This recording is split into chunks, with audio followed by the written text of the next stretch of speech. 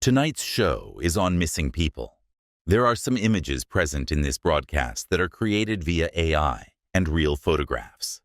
Real photographs will be tagged, and AI photos will not be tagged, as they are a part of the broadcasts recreating the events. Thank you, and enjoy tonight's show. She's been missing since July 6th. Beauty pageant queen vanished into plain sight. She left mysterious voicemails to her aunt's workshop. Mother Linda Curtis believes an unknown assailant spooked her and killed her. On July 7th, 1983, Tammy Lynn Leppert was last seen walking the streets of downtown Cocoa Beach in Miami before she vanished. Tammy, previously known for her work as a beauty pageant queen and also an aspiring actress, she hasn't been seen in over 4 decades. No one knows what happened to her, nor do they know where she is. Tonight on the Venomous Fringe, we're going to be talking about the missing disappearance of Tammy Lynn Leppert.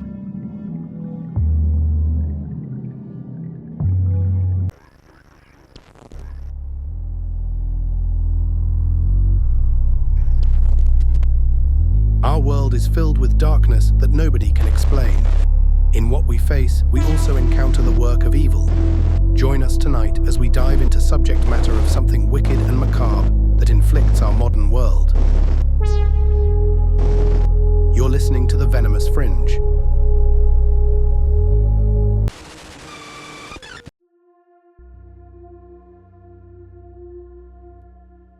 Tammy Lynn Leppert was born in Rockledge, Florida on February 5th, 1965, to parents Linda Curtis and an unknown father. Through Linda's previous marriage, Tammy adopted the name Leppert from her adopted father, Richard. At a young age, Tammy was enrolled in participating in beauty pageants following her mother's encouragement. Between the ages of 5 and 15, Tammy had already won over close to 300 pageants and had made a name for herself in the Rockledge residency. At age 13, she decided to begin a career in modeling, and around the same time, she actually decided to pursue a career in acting. She got her first big role in the 1980 movie Little Darlings as a background character before gaining more notable roles in films such as Spring Break, a 1982 teen movie portraying a female round girl. However, it was during the time after filming Spring Break that life would suddenly take a drastic turn for Tammy and her family.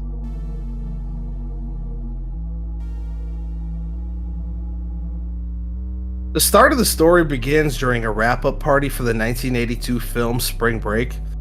Tammy left her family's house unchaperoned and attended a wrap-up party for the film she'd previously worked on.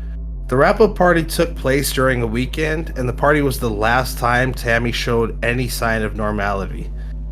After the wrap-up party, Tammy's entire personality changed, some say for the worst.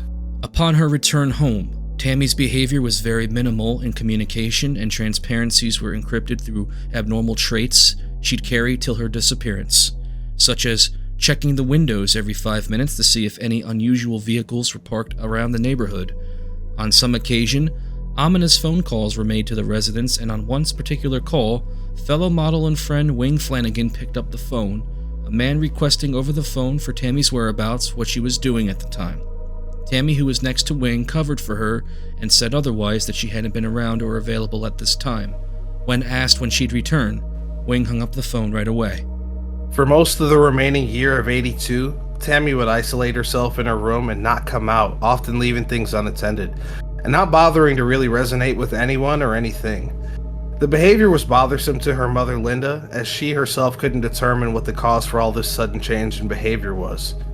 Sometime later, Tammy would begin to talk about how someone was out to get her. Though Tammy never specified who, the comments alone made her family and friends question her sanity. Tammy would remain isolated and quiet for the remainder of 1982, keeping her circle shallow, and on occasion continuing her beauty pageant roles in modeling. It wasn't until 1983 where things took a drastic turn.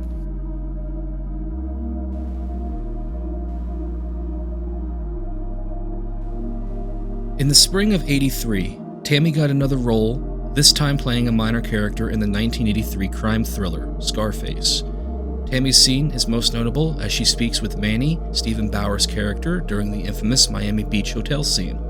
Prior to conducting that scene, however, Tammy spent that week in Miami Beach with family friend Walter Lebowitz. According to reports, on the fourth day of filming, Walter was summoned to the movie set following Tammy's apparent mental breakdown that occurred during the Miami Beach scene. To be specific, it was the scene where Al Pacino's character executes a drug dealer in the street. Now, even though artificial blood was used, the intensity of the scene traumatized Tammy. Walter, upon arriving on the set, would confront Tammy, and in response, Tammy would blabber subject matter pertaining to drug and money laundering, violence, and connections of a malicious source. So Walter contacted Linda about the breakdown and insisted that her mom encourage her to file a police report and refer her to a physician to have Tammy examined. And so, a police report was made, but Tammy didn't specify whom or what were responsible through the information that was useful. There was no further investigation at the time in relevance to the subject matter, and through the information though was minimal, there was none that would validate any accusations that Tammy had made.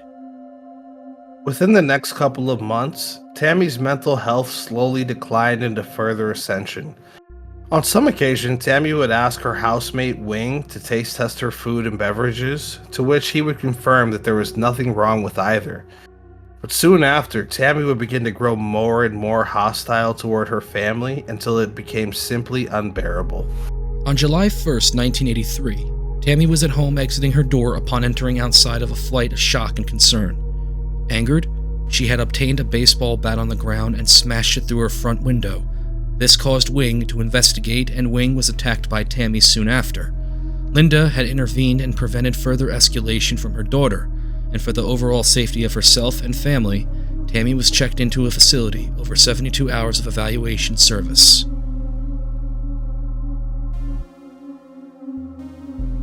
Despite being under facility care, Tammy showed no signs of substance abuse, narcotics abuse, or alcohol in her system. She was discharged and picked up by her mother on July 5th.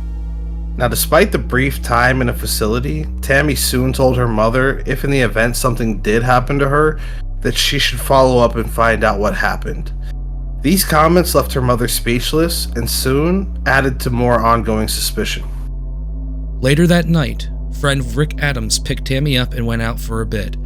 Tammy had mentioned to Rick that she would be going away for a while, and to Rick's concern suggesting that maybe there was jobs or acting somewhere that were beneficial for her.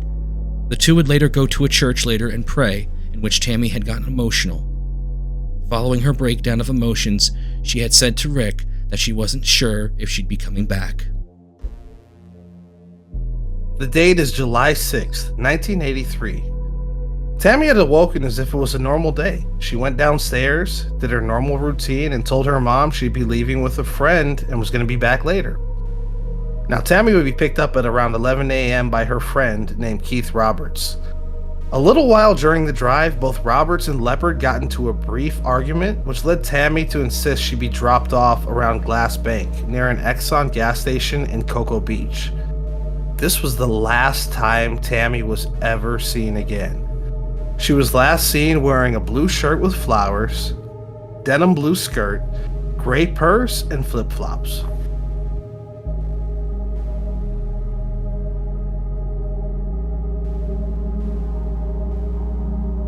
Following Tammy's disappearance,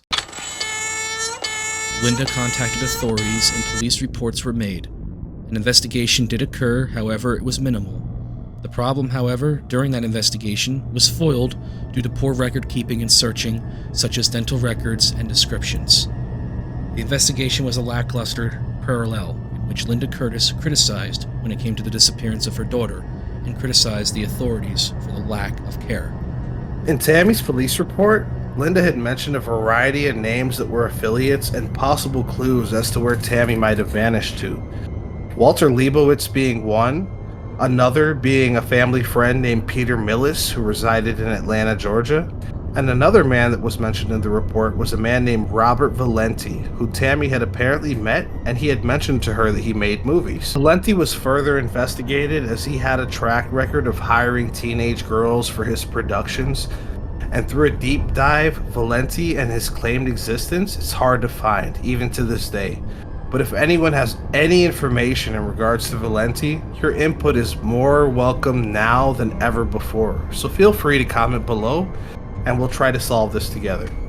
A little while after Tammy had been on her own, it was reported that Tammy had left voicemails to relatives at a Balonic shop somewhere further down in Cocoa Beach. Though unclear where the calls originated from, they were left on an answering machine upon further viewing. These tapes have now since never been brought to public and discarded.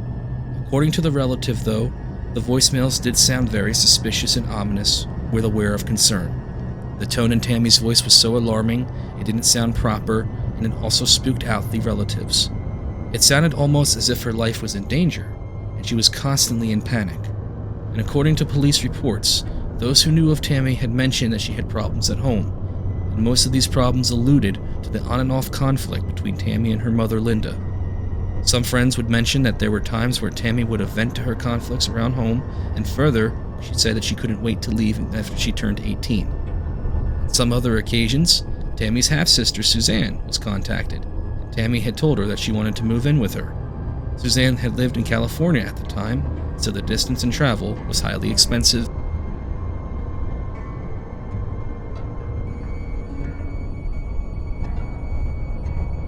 Over the years, multiple theories and possible outcomes have come to the public domain in regard to what happened to Tammy, and some of the most massive theories allude to murder, kidnapping, and even going off-grid and starting anew.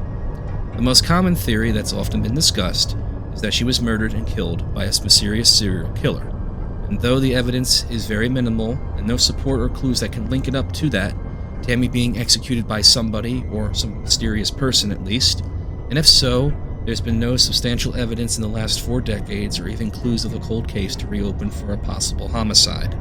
And the most common misconception is also that Christopher Wilder, who had also started a killing spree a little spree months after Leppert's disappearance in 1984, would go out about killing women around Cocoa Beach.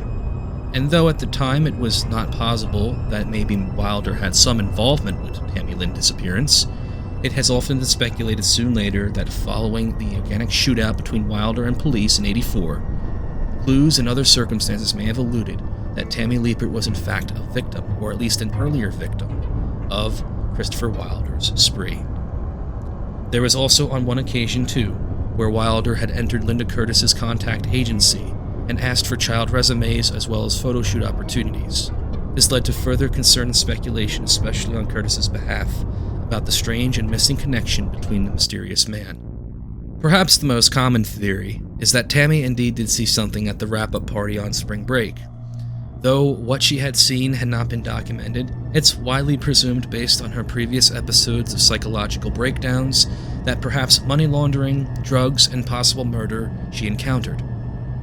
To put the theory into spin, one can presume that Tammy had no clue of the production crew behind this film, and that their connections to any crime syndicates or other further laundering was possible. And additionally, it's no surprise that someone of Tammy's nature, being young and naive and as well as beautiful, would trigger someone at a party to take advantage. One could say possible. Tammy had walked in during a part of that wrap-up party that was a private matter, possibly between a producer or another third party, and it went south, and things got mysteriously amok. Another big theory is that she was taken advantage of at this party and drugged, as well as possibly raped, depending on how you speak about it. And of course, for those who are watching who may be a relative of Miss Leppert, please understand that we're not here to insult your intelligence or to come off vulgar towards a possibility.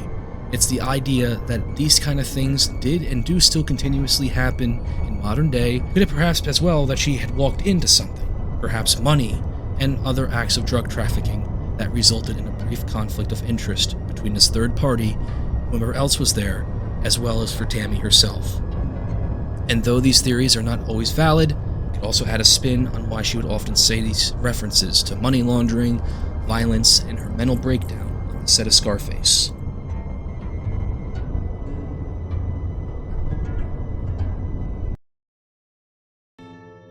Tammy Lynn Leppert's case is one of a kind, a story that goes in for many years of mystery and many wonders on what happened to the young woman.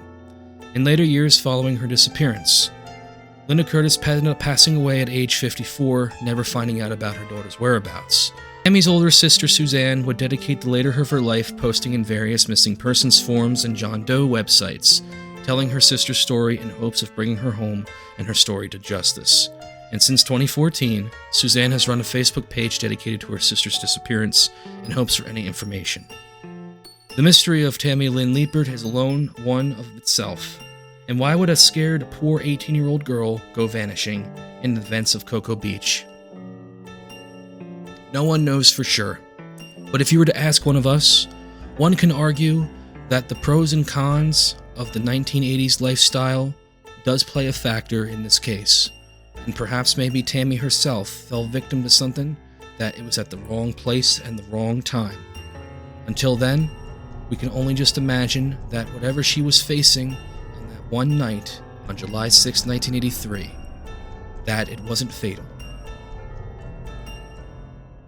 No matter what happens, I would like for things to turn out for the best. Seem like the best aren't the best, and things that don't seem so good are the best. But I'll do my best no matter what.